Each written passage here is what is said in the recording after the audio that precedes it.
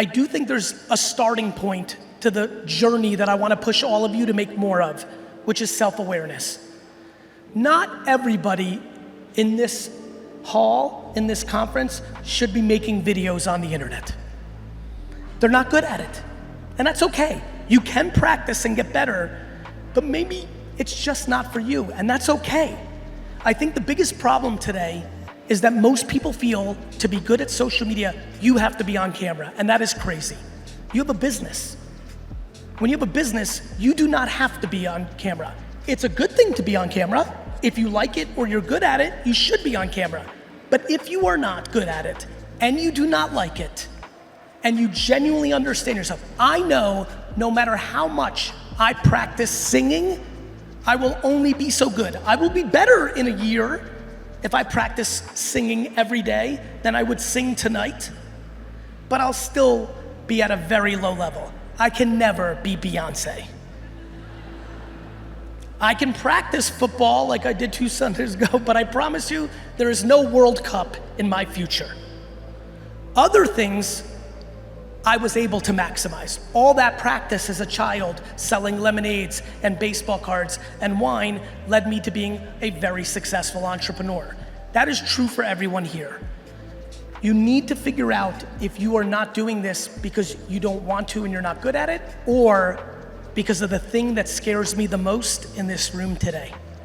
That the reason most of you aren't doing what I'm talking about, even though you didn't need me here to fly 12 hours to tell you to do it, is because you're scared of other people's opinions when they leave comments on what you post. The biggest thing I fear is that you are not living your happiest life or your most successful business because you are worried about the opinion of someone who is anonymous on the internet. I'm just gonna give you one tidbit on this.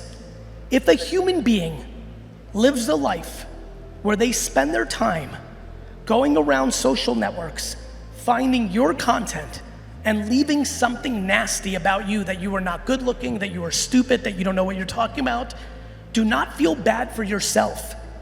Feel bad for them.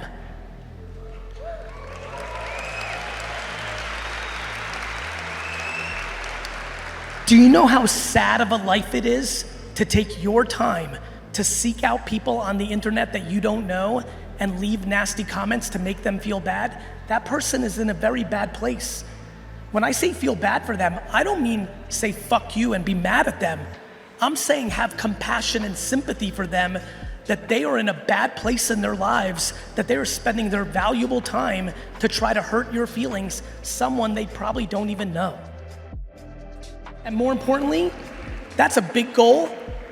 You'll be happier if you can find compassion and empathy for people that are dragging you down. Do not let your self-esteem be wrapped up in the fact that you only got 25 views on a video. I only got 25 views on my first video too, and my second, and my fourth, and my ninth. Nobody was watching my fucking shit. But I knew that the video on the internet thing in 2006 was gonna happen, and I put in the work. All the best stuff is happening when you're putting in the work, not the results. So please be self-aware of who you are. Are you insecure? Or are you self-aware and realize video is not your format, but maybe the written word is? You put a picture. Let me give you a good example. The #1 mistake that almost everyone here is making on Instagram is they're mailing it in when they do the copy on their post. They're not writing enough or thoughtfully enough on the caption on their post. They do the video and the picture, they think that's what it is, and on the written word, they just say, say something funny, something clever, 3 words and they're done, post. If everybody here started writing 3 or 4 sentences in detail that brought value to the video that they're posting, they would see enormous growth from their baseline overnight. Maybe for you, you're not good on video, but you can take a picture of your product or your service or your industry and then write 3 paragraphs on your Instagram post, and that's how you grow. There's 100 different ways to win this game. The only way to guarantee that you don't win is by doing nothing about it. There is not enough content being made in enough platforms from this group here. I'll give you an example of another thing that some of the more advanced people here are not thinking about. I would argue that 10 to 15% of my content that I make for information, but why I'm really making it is I'm basically asking the audience a question and I'm reading all the comments to get the insights. That I'm getting the consumer insights and the pulse of the world through putting out content just for the reactions and the comments and the answers. The more people here get curious and focused and strategic about the content they make, the more the upside will be. My friends, we are living in the greatest era of marketing and business ever. The opportunities are bigger than ever. More of us can get more of a piece of the pie than ever. We have the biggest platforms in the world of attention costing free.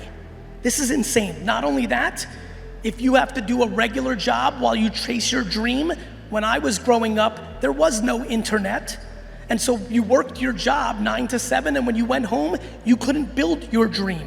Every person here can work their 9 to 5 and then build their dream on the internet at 6, 7, 8, 9, 10. We are walking around Earth, everybody, Brazil, the US, Europe, we are walking around and spending all of our time talking about what's not working, complaining about what's not working, deciding who's in control and we're not. And yet, all of us here, as we sit here today, are living in the best that the world has ever been. Health-wise, money-wise, opportunity-wise, the best. You don't believe that because you read and consume content on social media and mainstream media that tells you it's not. But take a step back and pay very close attention. I promise you, you have way more opportunity than your grandmother and grandfather had. Promise. This is the remote control of the universe. Every single thing that you are sitting here on the ground or in a seat hoping and dreaming could happen, can happen because of this. The only thing that's stopping you is your mental perspective or your lack of knowledge on how to do it. Please, no matter what you do, please get serious about LinkedIn, YouTube Shorts, Twitter X, Snap, Instagram, TikTok. Please get serious. The attention of the entire world is on these 8 or 9 platforms at scale. It costs 0 money to post on it.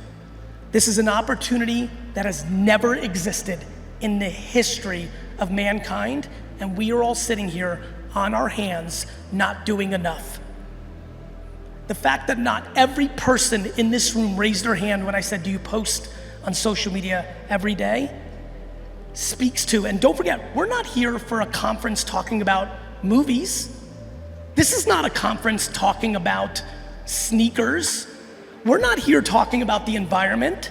This is a fucking business conference. This is a fucking business conference, and you're fucking sitting here and not posting on social every day? Fuck you.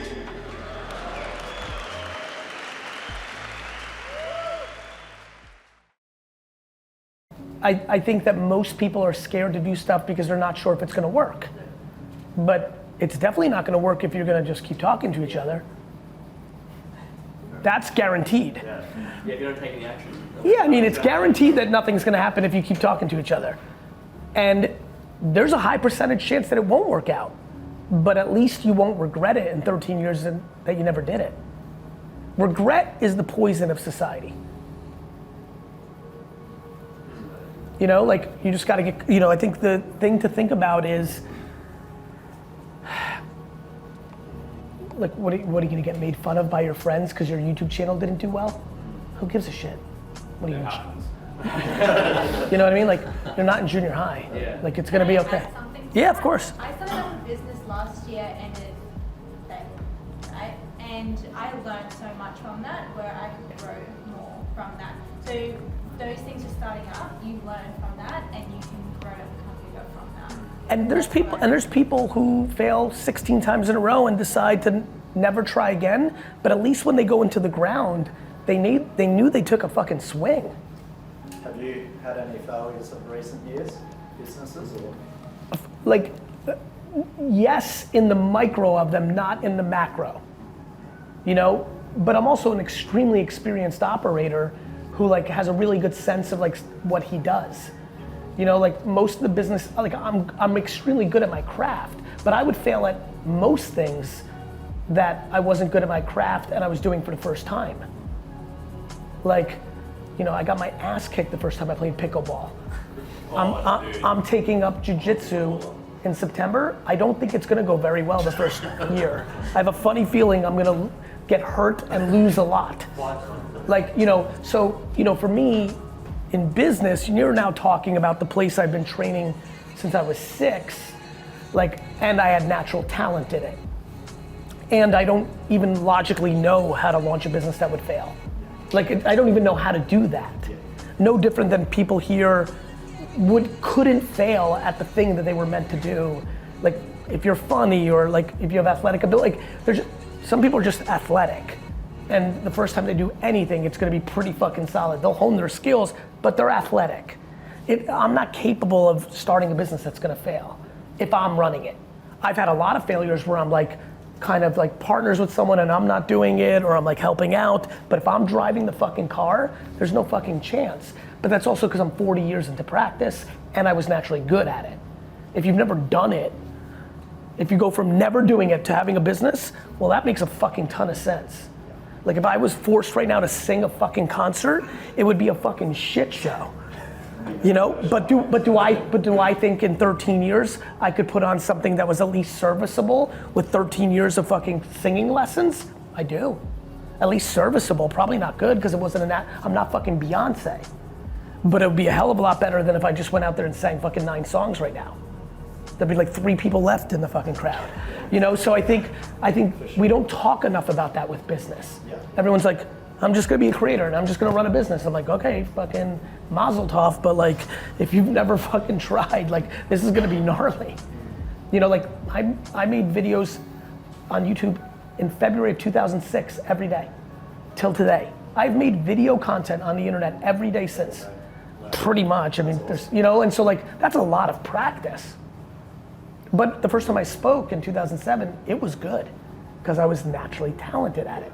And then I got better.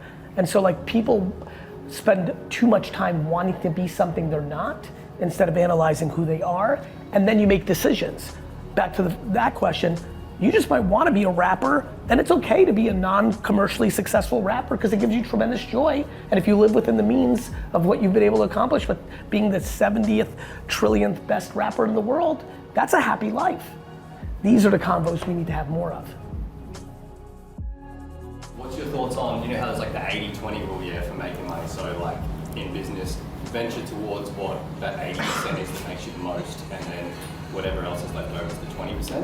What if that 20% is the shit that you really love to do, but it's not making that much money? The 80% is what's making you all your money. Like, would you split that lower to 50-50, or would you keep doing the 80-20 until the 20 becomes 40 or something? My goal would be for the second thing to be 100 and then live within the means of what that provides. I think that's the ultimate goal of a human being. Like, I really question the concept of the next variable after one makes the money. So if you think about it, right? You're saying, hey, 80% is where it makes the money, 20% is what brings me the happiness. You know, if we're having dinner for 4 hours and become great friends, over time, I'm looking forward to it. You know, from scene to best friends, right? You know, like, to me, the question I have with all the people that most are important to me is, let's just play this out. Like, what's the money for? How much money? For what?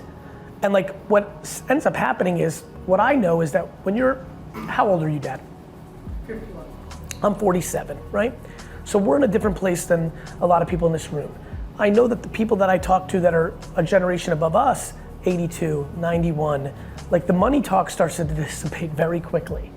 And so the question becomes, you know, my recommendation is to spend as much time as possible on the 20%. You know, because happiness is just so much more sustainable. And more importantly, what are you doing with the money that you make on the 80%? I think most people are buying a proxy to happiness, not actual happiness. They think they're buying happiness, but it's not their actual happiness. And so I'm very fascinated by that question. I would push you as much as possible to the other stuff, as much as humanly possible. This is the 20% vlogging. Good for you, brother. And if vlogging is your 20%, then you're starting to go into my territory. My happiness comes from being a businessman. When I was 5 or 6 or 7 or 30, when everyone in high school was trying to like party and hook up and have fun, the most fun thing for me was going to the flea market and selling shit. That was more fun for me. Yeah, I'm a big collector, so I enjoy You know what I mean? Like, I really like it more. Like, I like it more than going to a concert. Though I understand that that's a minority, I can't help my chemicals. It is more fun for me to go to the baseball card show or to work at my dad's liquor store stocking shelves than to do what most people find fun. That worked out for me because what I find the most enjoyable and fun that I was naturally good at also has a direct correlation to creating money. If your fun is vlogging, that has a direct correlation to making money because you're building brand and awareness. Yeah, it's just my 80% is like different content at the moment. So I'm trying to transition content. I've still got like employees to pay and stuff like that. I totally understand. The question, the other side of the pillow of what we were just talking about is the tolerance for the 80%. The other thing that's interesting is when you're doing something that is paying for your livelihood, where are you? Are you in, I used to fucking love it, and now I just like it? That's fucking amazing. I kind of used to like it, and now I'm just kind of like whatever with it, like neutral, still pretty good. I've never really loved it, and now I fucking hate it, now I'm starting to get scared. That's where I've seen so many of my friends and so many people for so many years starting to get into a dangerous place because hate it starts to leave opening for them to take their money and spend it on shit to close the gap on them hating their day-to-day, which gets into dangerous territory. So you know, for all the people that are tolerating or going through the reality of there's something that provides you the money and you're not doing your passion, I just need to know where you sit on that. Like, kind of okay, I can tolerate it. When it starts bleeding into I hate it, you have to be careful. Very good, thank you. You're welcome, brother. Because what I see so often is when they hate it, then what they're using their money for is to close the gap on pain, and that gets into alcoholism and drugs and thrills and womanizing and just what, like all the stuff that can really ultimately lead to hitting rock bottom emotionally. It's very clear to me, 15, almost 20 years later, everyone here has gotten to a place based on their talent, their creativity, their work ethic, and like anyone in anything, then, especially in this game, with an audience, you then hit a place. You're in a place. Like, of course, you can keep growing, but like, there's a place. And I think the thing that I'm most fascinated by is if people could really take that next step with themselves and say, okay, I've been producing in a manner that has a lot of energy towards what am I gonna get out of it. I wanna be famous. I wanna make money. I wanna send them to our page and turn them into a paying customer. I want more followers. I want more likes. If you can make that shift to, why would anybody wanna watch this thing that I'm about to post? It can make them laugh, that's escapism. You may be an attractive person, that brings value. You may give business advice. There's a million reasons why something could be valuable, but really starting to push yourself into like what's very clear, what works for me and what I see in others that take the next steps is genuinely like pushing yourself to try to provide actual value, actually. And so that's it, it's not a super complicated, it's kind of like, I think of these things similar to the way I think about health and fitness. Like, it's not that complicated to get into better shape. Like, there's a calorie situation, there's a protein situation, there's going to the actual gym and doing it. Of course, there's technique if you want to maximize your muscles, but the reality is it's not so complicated. It's hard to do, right? It's not, what I just said is profoundly simple. Do you think every time you post, how is this actually bringing value? Or do you think about this is gonna do well and get me more followers? or this is gonna lead to sales of a t-shirt, or this and that. And so, I think people should worry about what they want. I'm talking about a group like this that's already gotten to a real place and is thinking about how do I get to the next place. And I think adding the element of selflessness is a incredible formula for growth, and it feels nice.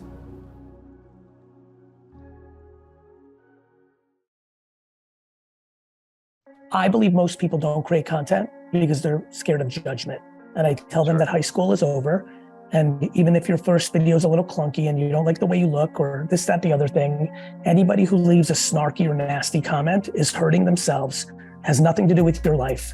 And the silent majority that are consuming it, that are considering to do business with you, is far more interesting than the 3 people that are so hurt that they want to leave a nasty comment that your dress isn't pretty or you don't know what you're talking about. And so other people's opinions is devastating, like Kat said in the comments. It's my number one. It's insane to me how that ultimately is my mission in life, which is, this is a very simple game of confidence versus insecurity. That's all it is. I'm empathetic to it. We all have confidence in certain areas than others, but I couldn't recommend people more to make themselves uncomfortable. And I would tell the other group, a lot of people say, Gary, I don't need it. I'm the dominant real estate agent in my area. Like I'm good. I always think that's scary. Like the greatest champions in every sport eventually hit a day. Like Kobe Bryant was great, but even in his last season, there was a lot of off nights and Muhammad Ali got knocked out by Trevor Berbick, and nobody even knows who Trevor Berbick is. And so, I think, father time in sports happens and father time in business happens.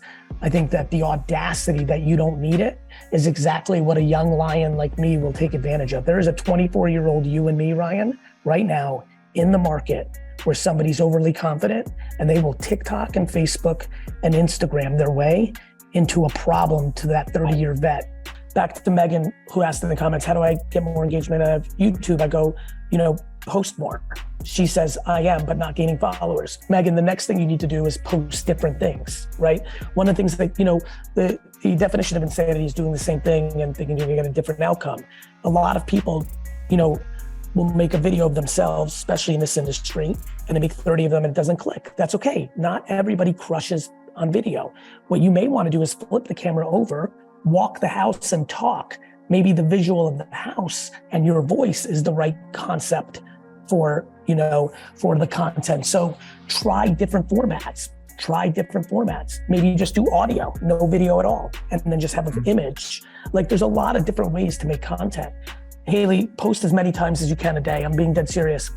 Now, posting 15 times on TikTok is crazy, but posting 3 times on TikTok and 3 times on LinkedIn and 2 times on Twitter or X and 3 times on Threads and 2 times on Facebook and 1 time on YouTube, like you can get your 15 from more distribution. On a single platform, 4 is where you probably want to max out on. There are things you can control and there's things that you can't control. Nobody on this call controls interest rates.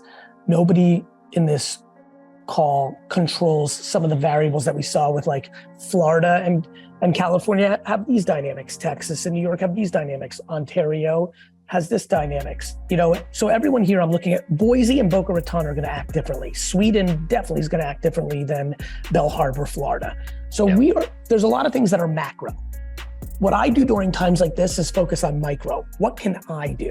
So if I'm a real estate agent in any market, whether it's easier or the hardest in today's exact second, what I focus on, and I'm very consistent about this and you've benefited from this greatly, I think the one thing you can control is creating demand, right? You can control creating demand. And I think demand creation in real estate properly is talked about a lot of blocking and tackling for newbies, cold calling and networking. We know all that stuff. I will continue to yell from the top of the mountains that making content on an individual basis, from Sean Walsh on here to Neil Gorgeous to Toby Swank, that, Walla Walla, by the way, a place that makes great wine. For Toby, his ability to make content, literally, actually, ironically, even a video on a Facebook reel of him tasting a Walla Walla cab from Leonetti and talking about the market. That's it.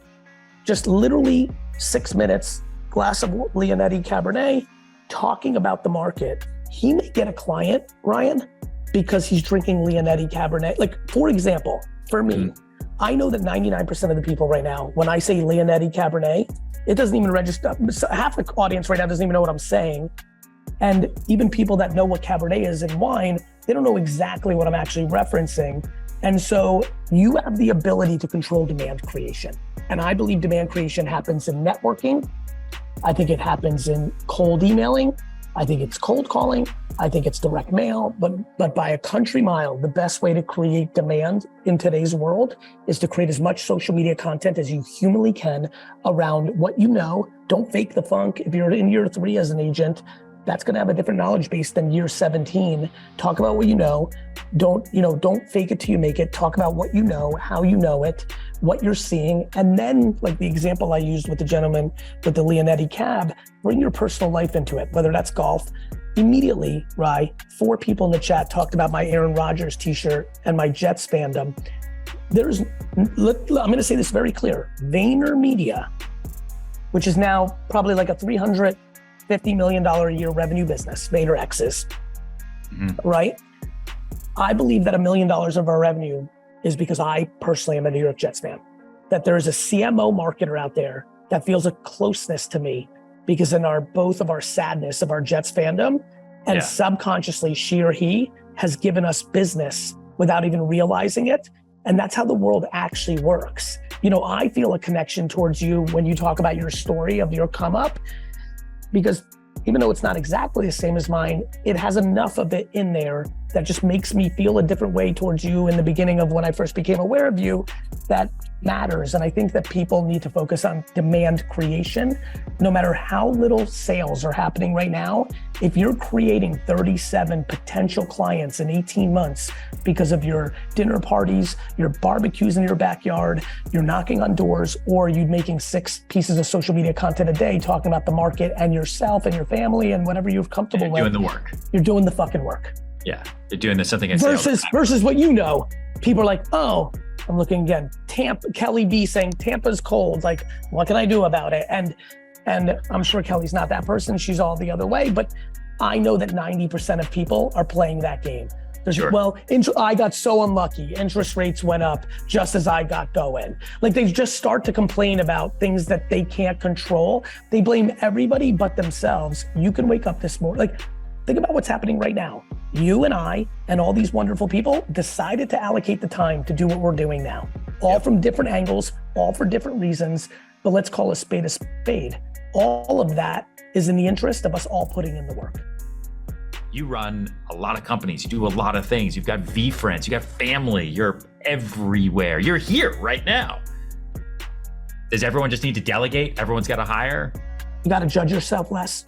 When you're juggling 30 balls, if 3 break, a father could judge themselves that, like, hey, you have a friend and acquaintance in Ryan, but that's not more important than a child. And you've decided to allocate 20 minutes to this at a time where you should probably be allocating it to that, right? To me, I'm not willing to judge myself and say that's a negative, because that's not real life. Like, there's no such thing as perfect, right? And so what I think is super important is, first and foremost, for everyone who's operating, don't judge yourself when things go wrong. Literally right before, Ryan, the reason I was exactly on time and not 1 minute early to make sure you and your crew felt good was I had a text as I was setting up of a situation in my strategy department that's not going well. I'm aware that if I wasn't doing 7,000 things, that one little thing, which is a big thing, could be going better because I'd be closer to it. But then I wouldn't be doing 7,000 things. So this is very simple. It starts actually in a weird place, which is the judgment on oneself. You have to fall in love with micro losing to macro win. There's a lot of opinions and a lot of curiosities. There's a ton of fear. Yes. There's a smaller group of optimism and looking to go on the offense. Here's what I can promise you. 1, it's not gonna go away. So if you're gonna put your head in the sand and hope it goes away, it's not. AI is gonna be a humongous implication as a technology for everyone in this room. I think number two, like most technologies that are big, it's gonna save us a lot of time. Yes. There's a lot of things that a lot of people do here today, spend a lot of money on today, on humans or infrastructure, hardware or software, that AI implications are going to make dramatically more efficient. There's also a lot of creative ways to work with it. So for me, I spend most of my time thinking about human behavior, pop trends, why people are wearing their hair the way they are, or why they wear hats or sneakers, all that stuff. I now am using AI as a thinking partner. I'm literally asking a bunch of AI tools questions like, why is long hair coming in? Why are caps back versus not? You know, why are people consuming this beverage? And so I think for the creative class, they default into thinking AI is going to take away my job instead of realizing AI is about to become your thinking partner. You're going to have curiosity. The same way that many people here use a search engine to expand on something they're thinking through, that is child's play compared to what AI bots are going to be able to do and AI machine learning infrastructures are going to be able to do. So I think for the creative class, for this industry, things are going to be produced quicker. Because of the speed, and I think people are going to come up with bigger and more exciting ideas because the technology is going to guide them in the same way that a search engine was better than going to the library and looking it up on the encyclopedia. It made it faster, it made it quicker, it made it more dynamic. I think those are two things that are going to be very clear in this industry. I think it's very easy to default into fear. I think it's actually the biggest issue in the world. I think fear is weaponized. I think fear is at scale. Or it could be a cool movie too. Yes, for sure. And I'm very empathetic to it. And I think deepfake will be enormously a big issue in the world. I fully agree with that. But I also know, back to my earlier point, this is where technologies like the blockchain are better than technologies like the internet. With the blockchain, when I upload my videos about me on the blockchain, it's gonna be very verifiable that it was me. I think it's one big game of cat and mouse, right? To Michael's point, there's gonna be the bad guys and there's gonna be the good guys, and there's always those technology advances. So to Michael's point, today, the videos that I see in the world, I believe them. Yes. In a decade, I will have to do another thing to make sure they're real because of this new technology. But again, we've always invented things that could be abused or not abused. The internet is used for good, the internet is used for bad. Credit cards are used for good. And so I just think that there's an opportunity to not spend all of our time dwelling on what is gonna go wrong.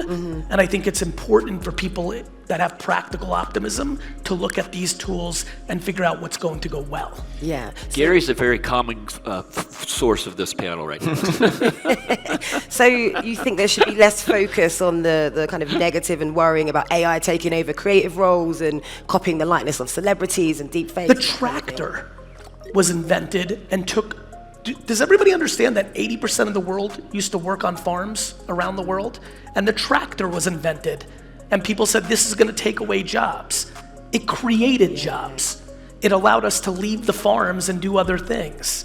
I think we demonize technology when technology has been the one currency that has advanced society for over 200 years. So yes, I think there should be less worried that it's gonna take my job, because if AI is gonna take your job, you were a commodity to begin with. You can evolve, right? For 10 years I've been hearing from people like self-driving cars are gonna take away drivers. I'm like, great. They've had 20 years to think about this. They can do other things. Yeah. Humans are powerful. We need to need to stop underestimating human beings.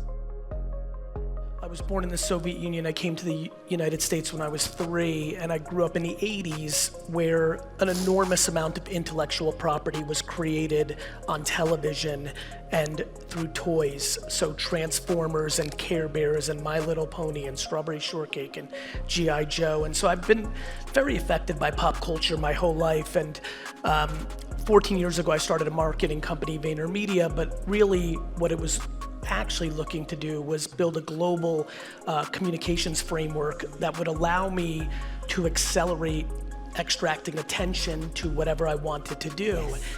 My main point was, in the back half of that mission, was to really create a new form of private equity.